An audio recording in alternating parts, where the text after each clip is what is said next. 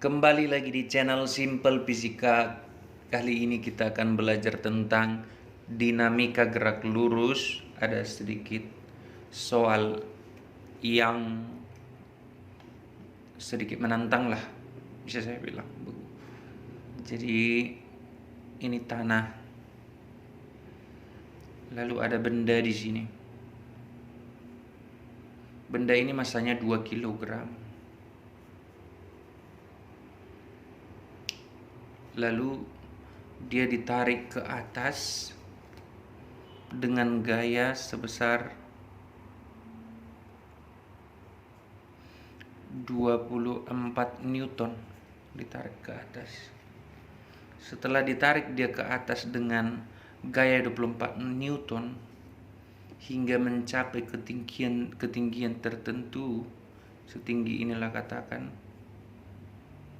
ini H1. Setelah setinggi H1, gayanya sudah dihilangkan. Setelah dihilangkan gayanya ini, ditanyakan ketinggian total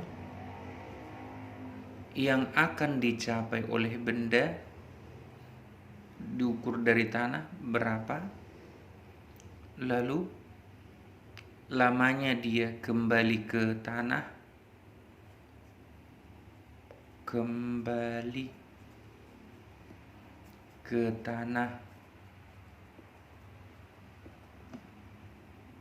sejak ditarik berapa lama? Itu pertanyaannya. Oke, kalau begitu mari kita buat. Pertama sekali kita tinjau dulu yang ini, yang H1 ini. Selain daripada 24 Newton ini, ada namanya di sini gaya berat W yang nilainya adalah M kali G. M kali G itu, terlupa lagi kan. Ini dia ditarik sampai mencapai ketinggian H1 selama T1, katakanlah ini 20 detik. Ditanyakan total dari sini nanti ya, sekali, 2 kali, 3 kali sampai ke bawah. Seperti itu waktu yang ditanyakan. Jadi selama 20 detik ini yang menempuh ketinggian H1, dia kan makin lama makin cepat. Dari mana kita bisa tahu? Karena gaya ke atas 24 Newton, sementara gaya ke bawah hanya 20 Newton. Padahal kita sudah tahu bahwa sigma F, jika ada total gaya, net force-nya lebih dari 0, tentu akan menghasilkan percepatan, yang dimana net force sama dengan M kali A. Maka bisa dihitung dulu percepatannya.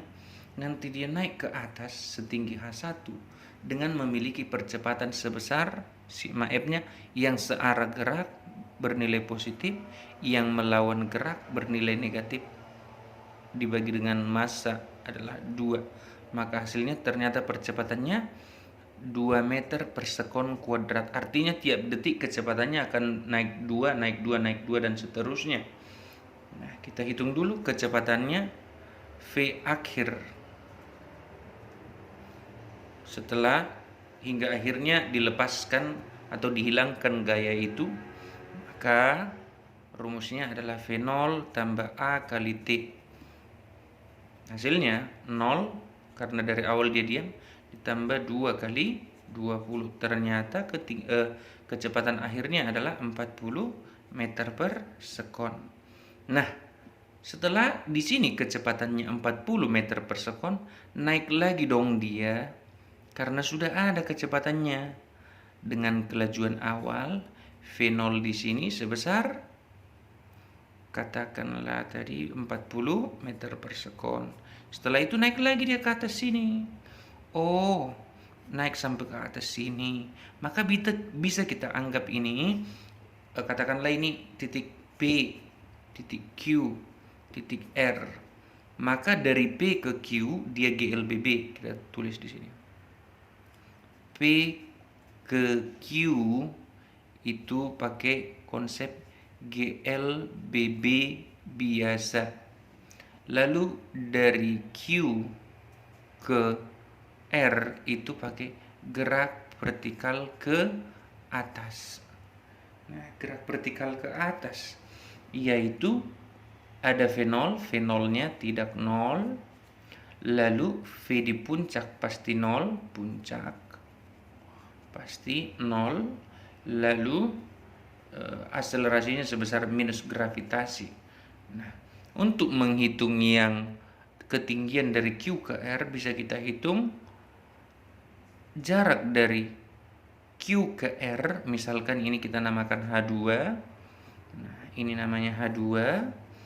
Maka bisa kita hitung dengan menggunakan rumus V0 kuadrat per 2G. Masukkan V0-nya adalah 40 kuadrat dibagi dengan 20 karena gravitasi 10. Hasilnya adalah 1600 dibagi 20, cancel nolnya 1, 160 bagi 2 adalah 80 meter. Nah, total ketinggian awal sampai dengan akhir itu berapa? Supaya bisa kita hitung waktunya dari R sampai ke P lagi kembali ke tanah. Kan begitu. Nah, kita tanya dulu lamanya dari Q ke R bisa kita hitung dengan menggunakan V0 per G aja, yaitu 40 dibagi 10.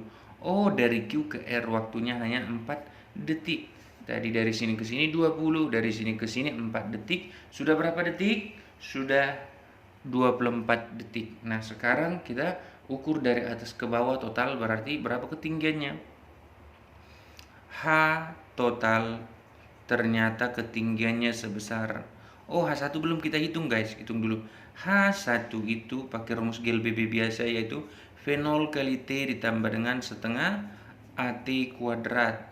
V0 nya berapa? 0 ditambah dengan setengah dikali akselerasinya tadi 2 dikali dengan 20 kuadrat, 40 kuadrat ya, 40 kuadrat ya.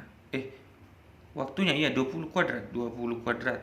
Cancel 2 dengan setengah, hasilnya adalah 400 meter. Total hanya menjadi H1 ditambahin H2 sebesar H1-nya tadi 400 tambah 80. Sehingga total ketinggian adalah 480 meter. Lalu kalau ditanyakan berapakah waktunya dari R ke P? Nah, R ke P itu namanya gerak jatuh bebas. Nah, gerak jatuh bebas apa rumus T jatuh? T jatuh itu rumusnya akar dari 2H dibagi gravitasi. Berarti 2 dikali 480 berapa itu?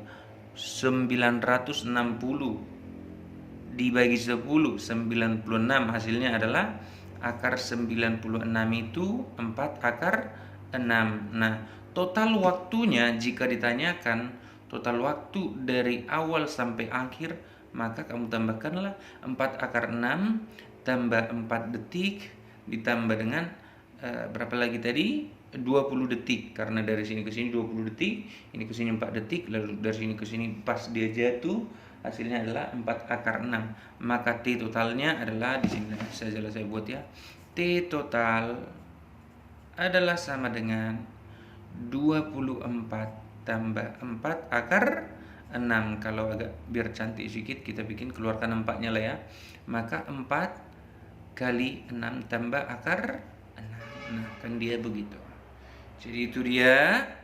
Sampai di situ dulu video kali ini tentang udah mencakup semua ini. GLBB ada, gerak vertikal ke atas ada, gerak jatuh bebas ada. Nah, sengaja saya pilihkan soalnya yang seperti ini biar sekaligus semua geraknya terbahas. Itu. Terima kasih bagi yang menyimak, semoga kalian semua mengerti. Harapannya jangan lupa kalian share ini ke semua teman-teman kalian supaya semakin banyak orang yang terbantu dengan keberadaan video ini. Jangan lupa juga like, comment, dan share. Like, comment, share, dan subscribe maksud saya. Supaya saya semakin semangat dalam membuatkan konten-konten seperti ini. Sekali lagi terima kasih sudah menonton. Sampai ketemu lagi di video selanjutnya.